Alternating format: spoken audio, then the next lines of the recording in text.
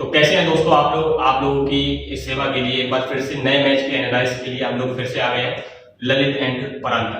तो जैसे कि गाइस कल सीएसके वर्सेस डीसी का मैच हुआ, बहुत अच्छा मैच हुआ जिसमें डीसी पहले खेली, जिसमें पृथ्वी शॉ और वार्नर ने टीम को अच्छी शुरुआत दिलाई, जिसमें पृथ्वी शॉ के इनिंग के बारे में आपका क्या कहना है? पृथ्वी शॉ को पहली बार तो मौका नहीं दिया जा रहा था जी।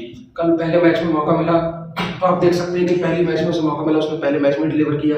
आप जब मौका देंगे प्लेयर्स को तभी आपको उनकी परफॉर्मेंस का पता चलेगा। बिना मौका दिए तो हर खिलाड़ी बेकार है। जैसे कि आप देख सकते हैं मुंबई अपने खिलाड़ियों को किस तरीके से रिसोर्सेज को बेकार कर रही है, तो आप देख सकते हैं उनकी प्लेइंग 11 में ना तो वो डेप्थ होनी चाहिए, और यही कारण है कि कहीं ना कहीं वो मैच भी हार रही है। तो कप्तानी सबसे ज्यादा ग्राउंड में बाद में होती है, 50 से 60 70% कप्तानी आपकी प्लेइंग 11 और स्क्वाड चुनने में करी जाती है। तो कल पंत ने इस बॉक्स पर टिक किया, और आप देख सकते हैं कि कल कैप्टनसी काफी बेहतरीन हुई, क्योंकि प्लेइंग 11 बढ़िया चुनी गई, रिसोर्सेज थे, तभी फिर आपने उसको बढ़िया इस्तेमाल करा। मिचेल मार्श को सेकंड डाउन में शिफ्ट करा गया, उससे आप देख सकते हैं कि उन्होंने 12 गेंदों में 18 रन मारी। यही अगर वो ओपनिंग में 12 गेंदों में 18 रन मार के आउट होता तो टीम पे प्रेशर आता, तो कभी भी 190 का विशाल स्कोर कभी भी खड़ा नहीं कर पाती।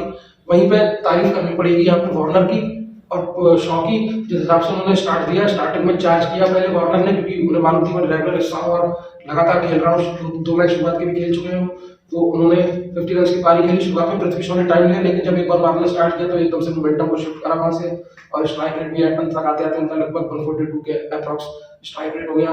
फिर उसके बाद ऋषभ पंत आए, ऋषभ पंत ने भी आगे, ऋषभ पंत को भी थोड़ी सी कठिनाई हुई ऑफ साइड का, आपने देखा था जिस हिसाब से वाइड लाइन जो थी वो टारगेट कर रहे थे। वो पिछले मैच में भी देखा था आपने, चहलने के हिसाब से उनका पिट लिया था, ऑफ साइड पे टारगेट किया था, क्योंकि ऑफ साइड की बॉल को मारना थोड़ा सा हार्ड होता है, और खासतौर से जब आप रिदम में नहीं हो तो ज्यादा हार्ड हो जाता है आपके लिए। लेकिन आप देख सकते हैं उसके बाद फिर पंत ने भी ऑफ साइड जब फॉर्म आई तो ऑफ साइड पे भी शॉट लगाना चालू कर दिया, और पंत का स्कोर खड़ा करा। फिर छोटी सी पारी मिचेल मार्श की 12 गेंदों में 18 रन की काम आई, और फिर अभिषेक पुरेल जो बढ़िया खेल रहा है, आप देख सकते हैं बैटिंग उसने बढ़िया करी, और थोड़ा विकेट स्लो था इसलिए अक्षर पटेल ने भी ट्राई करा, नहीं जा पाया। लेकिन और भी परफॉर्मेंस आप अक्षर पटेल की देने तो आप कह सकते हैं कि दिल्ली के लिए नंबर 1 परफॉर्मर आने वाले मैच में भी साबित होंगे। पिछले मैच में भी इकोनॉमी काफी बढ़िया थी उनकी बॉलिंग में, बॉलिंग इस मैच में भी उन्होंने काफी ठीक करी। यही ऑलराउंडर्स का कि अगर आप उन्हें मौका देंगे तो कहीं से मैच आपके लिए पलट सकते हैं। कल उतना बढ़िया तो नहीं था अक्षर पटेल का, लेकिन आने वाले मैचेस में की फैक्टर साबित होंगे। इन सबके बीच एक सवाल जो पब्लिक के जहन में गूंज रहा है वो है पथिराना की 2 यॉर्कर जिसने मोमेंटम बिल्कुल शिफ्ट कर दिया। एक टाइम पर ऐसा लग रहा था कि दिल्ली 250 के पार रन बनाएगी, लेकिन उसके बाद एक ओवर में वो 2 विकेट, पहले मिचेल मार्श के साथ यॉर्कर सेम बॉल, उसके बाद स्टम्प्स के सामने अनप्लेबल डिलीवरीज थी दोनों। लेकिन आप देख सकते हैं कि पथिराना पहले भी मौजूद थे, पावर प्ले में बॉलिंग कराई, इस तरह की बॉल नहीं थी, क्योंकि रिदम में आने में थोड़ा टाइम लगता है, फेंकने में तो प्रैक्टिस करनी चाहिए उन्हें, पावर प्ले में भी ओवर डालना चाहिए, क्योंकि अगर 203 यॉर्कर पावर प्ले में पड़ गई तो फिर उसके बाद सामने वाली टीम का बंटड़ा तुरंत हो सकता है, क्योंकि अगर 203 यॉर्कर इस तरीके की पावर प्ले में पड़ गई तो मैच में कुछ बचेगा नहीं। यही काम पूरी जिंदगी मलिंगा ने मुंबई इंडियंस के लिए किया, आप देख सकते हैं वही काम करा, लेकिन लेट करा, लेकिन बढ़िया करा, वहां से मोमेंटम शिफ्ट हुआ। लेकिन मैं आपको एक बात यहाँ क्लियर करना चाहता हूँ, जैसे आपका कल विकेट था 190 रन बहुत थे उस पिच पे, स्लो पिच भी थी, लेकिन पिच स्लो कितनी भी हो, अगर आप ऑफ साइड पे इस तरह से यॉर्कर फेंक सकते हैं तो आप किसी भी विकेट पर रन नहीं देंगे। अगर ऑफ साइड पे आपने प्रोटेक्शन लगा रखी है, आपने दूसरी पारी में भी चीज देखी दूबे के साथ में, और बाकी खिलाड़ी साथ में किस तरीके से उनका ऑफ करता पकड़ा गया। 192 रन के जवाब में जब सीएसके ओपनिंग करने आई तो सबसे बढ़िया यहाँ पे तारीफ करनी पड़ेगी डेविड वार्नर और ऋषभ पंत की, जो आपस में उन्होंने बातचीत की, जो गेम का उन्होंने सोचा कि गेम को क्या करना है। आप लोगों ने देखा होगा रचिन रविंद्र के साथ उन्होंने क्या किया, किस जाल में उन्होंने ऑफ साइड में फील्डिंग लगाई और ऑफ साइड में गेंद, अब रचिन जबरदस्ती फिर वो लेग पे बॉल घसीटने में मजबूर हुए, और उसी के चलते उन्होंने विकेट दिया। क्योंकि सीएसके का कभी भी प्लान ये नहीं रहा है कि ऋतुराज गायकवाड़ अटैक करें और वो एंकर रोल करें। आप जब भी देखेंगे तो ऋतुराज गायकवाड़ शुरुआत में एंकर रोल करेंगे, बाकी के जितने भी बैट्समैन है, अब चाहे उसे मारते मारते वो आउट हो जाए रचिन रविंद्र, उसके बाद दूसरा आता है अटैक करता है, लेकिन कल वहां पे प्लानिंग फेल कर दी वार्नर और पंत को। ये बात मालूम थी कि अगर ऋतुराज गायकवाड़ यहाँ पे आउट हो गया तो ये दोनों जो हिटिंग है, हिटर है दोनों, जो आने वाले बैट्समैन है, जो वन डाउन कल किसने खेला था, अजिंक्य रहाणे, ये लोग अजिंक्य रहाणे वैसे तो एंकर रोल ही करते हैं, लेकिन टेक्निकली स्ट्रॉन्ग होने के नाते वो चार्ज भी करते हैं। क्यों? क्योंकि ऋतुराज गायकवाड़ आउट नहीं होते, पहले आपका रचिन रविंद्र अटैक करते हैं, फिर उसके बाद रहाणे आते हैं, तो फिर दोनों एंकर रोल प्ले करने वाले प्लेयर है रहाणे और क्या नाम है आपका दूसरे ऋतुराज गायकवाड़, तो उसमें से रहाणे चार्ज करते हैं। फिर उसके बाद अगर 10 ओवर तक खेल गए ऋतुराज गायकवाड़ तो फिर वो हावी होते हैं, फिर वो अटैक करना चालू करते हैं, तो वो प्लानिंग वहीं पे फेल कर दी वहां पे पंत ने, ताकि उन्हें फिर प्लान बी पे जाना पड़ा। प्लान बी पे गए तो फिर आप देख सकते हैं 7 से 8 गेंदें रोकनी पड़ गई जब रविंद्र को, जो कि 8 गेंदों में 20 रन हर मैच में मार रहा है, तो वो 20 रन नहीं आए। 8 गेंदों में वहां पे थोड़ा सा फंसे। रहाणे ने फिर चार्ज किया, आप देख सकते हैं। उसके बाद फिर डैरेन मिचेल ने भी चार्ज करने की कोशिश करी, लेकिन तब तक 190 रन का टारगेट बढ़ा है। 12 ओवर से रिक्वायर्ड रेट ऊपर चला गया काफी, वहां पे फिर वो फंसे। फिर वहां पे समीर रिजवी को, लेकिन समीर रिजवी जब बैटिंग करने गया तो ये चीज नोटिस करने वाली है कि किस तरीके से उसे फंसाया। हमें मालूम थी कि ये बहुत तगड़ा हिटर है, इसको अगर हमने जरा सा भी घूम दिया लेग साइड पर, ऑफ साइड की दिशा से जरा सा भी भटके तो ये बैट घुमाएगा, और इतनी तेज बैट घुमाएगा कि बाउंड्री के पार ही गेंद लगेगी। तो उसको बॉडी लाइन पे बॉलिंग करी, लेकिन उसके अलावा किसी को भी बॉडी लाइन पे बॉलिंग नहीं करी, क्योंकि उन्हें मालूम थी ये इतना फर्स्ट क्लास वगैरह क्रिकेट नहीं खेला है, इतना बढ़िया लेवल जज नहीं कर पाएगा एकदम से बॉडी लाइन पे, क्योंकि हिटिंग तो प्रॉपर है, लेकिन क्रिकेट में आप जैसे कि जानते हैं कि डिफेंस भी जरूरी है, और बॉडी लाइन की अच्छी गेंदों को आप कैसे मारते हैं उतना ही खेलना उनको भी ज्यादा जरूरी है। तो बिल्कुल उसे बच्चों वाली गेंद डाली बॉडी लाइन पे, और किस तरीके से विकेट दिया, बॉडी कहीं जा रही है, सर कहीं जा रही है। तो आपने टेक्निकल फॉल्ट यहाँ पे देखा होगा कि फर्स्ट क्लास क्रिकेट उतना नहीं खेला समीर रिजवी ने, तो वहां पे चलते वो फंसे। देखिए सीएसके के फैंस तो ये कह रहे हैं कि हम भले ही हार गए, लेकिन हमने धोनी की एंट्री देख ली, हमारे लिए बस यही बहुत हो गया, धोनी के छक्के देख लिए यही बहुत हो गया। सीएसके के फैंस ये सही भी सोचते हैं, क्योंकि जितना ऋषभ पंत की जीत के चर्चे हैं उससे कई ज्यादा वो धोनी के कवच के ऊपर से उस छक्के के चर्चे हैं। आप देखिए एक सिक्स से मैच को जीत नहीं सकते कभी जी। 2011 वर्ल्ड कप का फाइनल अगर हटा दे तो, हालांकि सिक्स अगर नहीं पड़ता वहां पे तो तब भी वो रन बनते, लेकिन वो हमारे लिए क्या मूवमेंट है, वो हमारे दिलों में बसा हुआ है, तो वो सिक्स हमेशा हमारी यादों में ताजा रहेगा। तो आइकॉनिक मूवमेंट था हमारे लिए, तो इसलिए वो हमारी यादों में है। और कल जो सिक्स मारा, क्योंकि वो भी कमबैक के बाद मारा, इतनी मुद्दतों के बाद बैटिंग आई, तो वो सिक्स वो भी हमारी यादों में रहेगा। लेकिन आप सिक्सेस से ज्यादा जो फोर्स मारे हैं धोनी ने, आप वो भी नोटिस कर सकते हैं कि किस हिसाब से उन्होंने शॉट मारे हैं। पहली बात तो बिल्कुल भी रूम नहीं दिया, आप कह सकते हैं ऑफसाइड पे बॉल डाले रूम नहीं दिया, लेकिन आप लेंथ देखिए ऑलमोस्ट ड्रॉप करती, धोनी ने पीछे हट के विकेट की जगह बनाई, और उतनी जगह बनाई जिसमें उनका बैट चल जाए। आप तो जानते ही धोनी का बैट फ्लो किस तरीके का है। पिछले 2-3 साल में फिटनेस के इश्यूज थे, आप जानते हैं, जिस प्रकार से थोड़ी सी इंजरी वगैरह नहीं रहेंगी, तो उस हिसाब से नहीं परफॉर्मेंस आई धोनी की। पिछले साल भी 2-4 गेंदें खेली और सिक्सेस वगैरह मारे, मतलब 8-10 गेंदें खेल पाए, लेकिन इस साल धोनी को देख के ऐसा लग रहा है कि वो 10 ओवर तक बैटिंग कर सकते हैं, उससे ज्यादा भी, क्योंकि आप फिटनेस देख सकते हैं, मसल मास जो उन्होंने गेन किया उसका उन्हें फायदा मिल रहा है। मैंने पिछले वीडियो में भी जब रिकॉर्ड कर रहा था तो मैंने ये बोला था कि धोनी की फिटनेस को देख के कह सकता हूं मैं, इस साल मसल मास जो गेन किया है उसका उन्हें फायदा होगा, और आपने बिल्कुल बहुत नोटिस भी करा कि कितना उनको फायदा हुआ है। 17 गेंदें खेली, 34 खेली, और उससे 34 रन मारे, और इस हिसाब से 34 रन मारे, स्ट्राइक रोटेट करने में, सिंगल डबल लेने में भी उन्हें कोई दिक्कत नहीं थी, डाइव मारने में भी कोई दिक्कत नहीं थी। 2017-2019 वर्ल्ड कप के सेमीफाइनल में बेचारा डाइव इसलिए नहीं मार पाया क्योंकि वो इंजर्ड था, इतने लगातार साल में खेला, कभी भी इंजरी के नाम पे बाहर नहीं हुआ, तो इसलिए वो कहीं ना कहीं इंजर्ड था, इसलिए उन्होंने डाइव नहीं मारी। जो असली क्रिकेट फैंस है वो इस बात को जानते हैं, और जो नहीं जानते हैं वो आप जानते हैं लॉकडाउन किड्स, उन्हें कुछ नहीं पता इसके बारे में, क्रिकेट के बारे में। लेकिन इस समय धोनी की फिटनेस, धोनी ने जो फिटनेस पे काम किया है, 1 से 2 साल अभी और भी खेल सकते हैं, जैसा अपन ने गेम कर रखा है, वो आगे भी खेल सकते हैं, और आगे खेलना चाहिए उन्हें। क्या धोनी जडेजा से पहले आ सकते थे? धोनी तो रिजवी से पहले भी आ सकते थे। नहीं, रिजवी, क्योंकि मैं आपको उसका कारण बताता हूँ, रिजवी आए थे तो मैं आपसे उस समय लोग लाइन पर ही थे और बात कर रहे थे कि रिजवी को उन्होंने भेजा है ये कि फंस सकता है, क्योंकि अगर धोनी आके यहाँ पे चार्ज करते हैं, जिस हिसाब से धोनी ने सिक्स उधर मारे थे, अगर धोनी उधर सिक्स मारते, फिर समीर रिजवी आते और चार्ज करते, तो मैच का सूरत बदल सकती थी, क्योंकि बैटिंग में डेप्थ अभी भी मौजूद थी। अगर अभी विकेट गिरता तो दीपक चहर बैटिंग करने में कैपेबल है, तो शार्देश पांडे भी बैटिंग में कैपेबल है। अगर 5 गेंदों में 10 या 15 रन होते तो भी वो मारने का दम रख सकते थे। मतलब आप उन पर भरोसा तो कर सकते हैं, आपने इतने ऑलराउंडर इसलिए खिलाए ताकि आप उन पर भरोसा करें। क्योंकि जब रहाणे और मिचेल खेल रहे थे तो उन्होंने मैच को ऑलमोस्ट वन साइडेड नहीं होने दिया था, मैच को वो बना, सीएसके को मैच में पूरी तरह से बना के रखा था।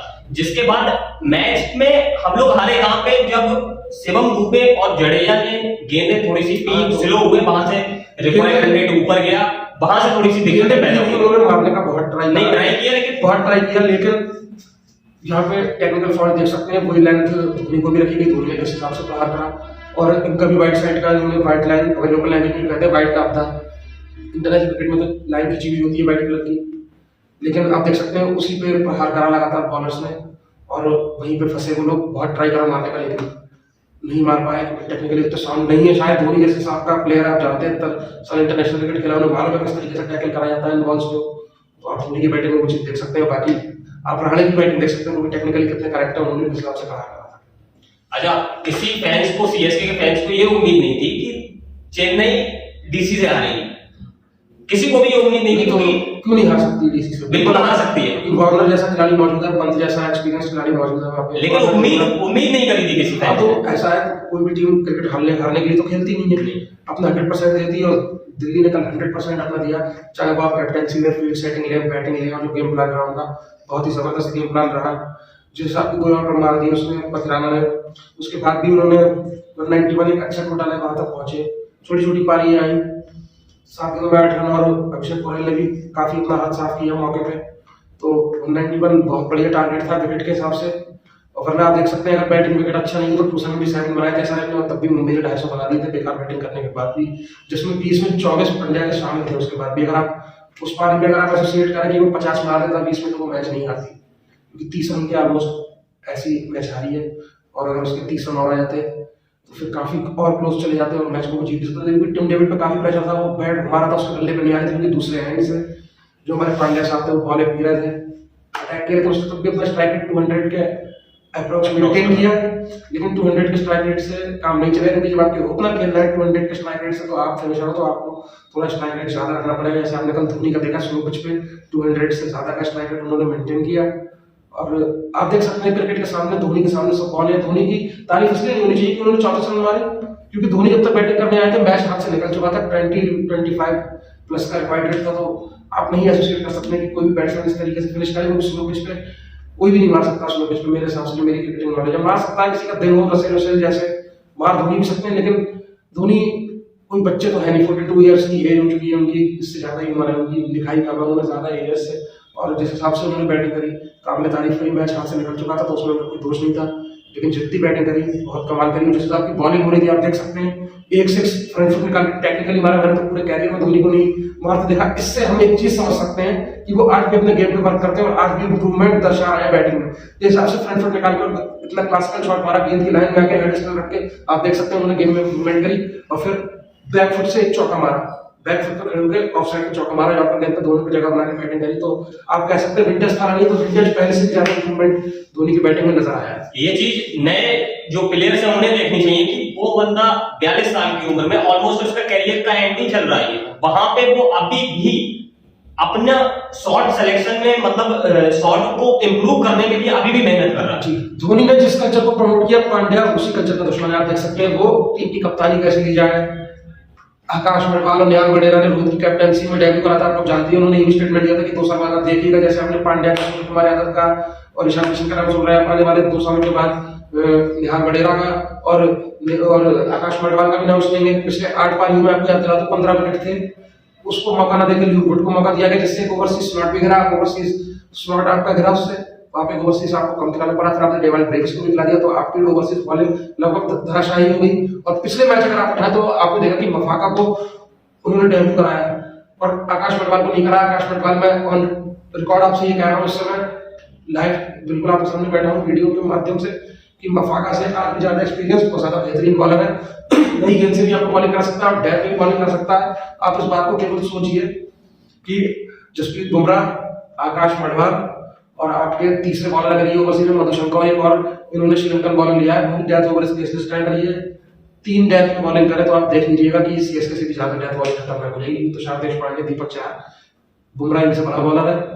और आकाश मडवाल आपका आने वाला राइजिंग टैलेंट है, लेकिन उसको सिर्फ राजनीति के चलते नहीं खिला रहा है, क्योंकि उसने अगर अच्छी परफॉर्मेंस करी तो रोहित शर्मा की बात सही हो जाएगी। तो आप भी देखिए, अपने गेम को इंप्रूव करने की बजाय, अपनी फिटनेस को इंप्रूव करने की बजाय से धोनी ने करी, आप खुराफातों पे ध्यान दे रहे हैं कैसे अपने सीनियर को नीचे गिराया जाए। तो इसलिए आप देख रहे हैं उनका गेम भी नीचे गिर रहा है, ग्राफ भी नीचे गिर रहा है। स्क्वाड में पूरी दमखम होने के बाद भी आप 2 आपने अपने इंडियन विकल्प बर्बाद करें और फिर आप ओवरसीज स्लॉट भी इसी बार आप यूज नहीं कर रहे, क्योंकि जब आप इंडियन नहीं खिलाएंगे तो उनकी जगह जाहिर सी बात है ओवरसीज बॉलर खिलाएंगे, वो उस क्वालिटी के नहीं है जैसे आपके इंडियन प्लेयर्स हैं। तो इसलिए जो आपके क्वालिटी बॉलर है और बैट्समैन है आपके विदेशी, आप उनको भी नहीं खिला पा रहे हैं। आप सोच के देखिएगा, आकाश मडवाल और निहाल वडेरा दोनों आ जाए और 2 ओवरसीज स्लॉट खाली हो जाए, तो आपका डेविड ब्रेविस भी गेम खेल सकता है। और लेकिन आप ये देखिए, नमन धीर को खिलाना है, क्यों खिलाना है? निहाल वडेरा को भी तो खिला सकते हैं, निहाल वडेरा भी परफॉर्मर है, नमन धीर भी, इसलिए भी कोई बुराई नहीं है भाई, नमन धीर भी परफॉर्मर है। लेकिन नमन धीर ने हार्दिक पांड्या की कैप्टनसी में डेब्यू करा, इसलिए वो खिलाड़ी बनेगा, तो हार्दिक पांड्या को उसमें लगता है ऐसा कि श्रेय मिलेगा, और निहाल वडेरा और आकाश मडवाल की परफॉर्मेंस को उसको श्रेय नहीं मिलेगा। इसलिए आप देख सकते हैं किस तरह से इस कल्चर को ये खत्म करता जा रहा है। क्या इस धोनी की इस मिनी पारी 16 में 37 रन की ये कोई इशारा है कि वर्ल्ड कप के लिए मैं भी तैयार हूं?